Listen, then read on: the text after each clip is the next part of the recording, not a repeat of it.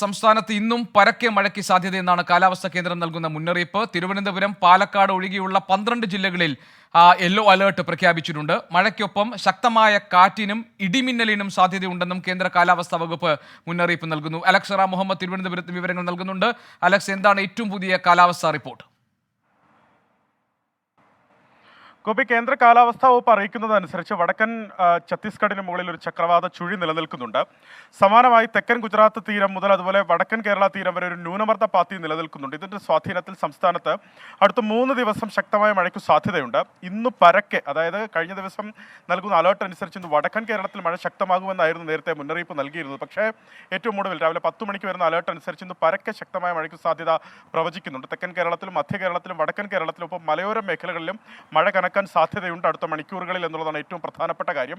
12 ജില്ലകളിൽ yellow alert പ്രഖ്യാപിച്ചിരിക്കുന്നു. തിരുവനന്തപുരത്തും പാലക്കാട് ഒഴികെയുള്ള 12 ജില്ലകളിലാണ് ശക്തമായ മഴയ്ക്കുള്ള സാധ്യതാ മുന്നറിയിപ്പായ യെല്ലോ അലേർട്ട് പ്രഖ്യാപിച്ചിട്ടുള്ളത്. 7 മുതൽ 11 സെന്റിമീറ്റർ വരെ മഴ ഈ ജില്ലകളിൽ ലഭിക്കാൻ സാധ്യതയുണ്ട്. മലയോര മേഖലയിൽ പ്രത്യേക ജാഗ്രത വേണം.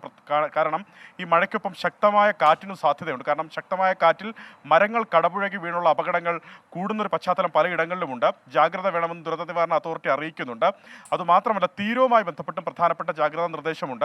കേരള, കർണാടക, ലക്ഷദ്വീപ് തീരങ്ങളിൽ മത്സ്യബന്ധനത്തിന് വിലക്ക് ഏർപ്പെടുത്തിയിട്ടുണ്ട്. കാരണം കേരള തീരത്ത് ശക്തമായ കാറ്റിനും മോശം കാലാവസ്ഥയ്ക്കും മണിക്കൂറിൽ പരമാവധി 40 കിലോമീറ്റർ വരെയോ ചില സമയങ്ങളിൽ 55 കിലോമീറ്റർ വരെയോ വേഗതയിൽ കാറ്റ് വീശിയടിക്കാൻ തീരത്ത് സാധ്യതയുണ്ട്. ഒപ്പം കടൽ പ്രക്ഷുബ്ധമാകാൻ സാധ്യതയുണ്ട്.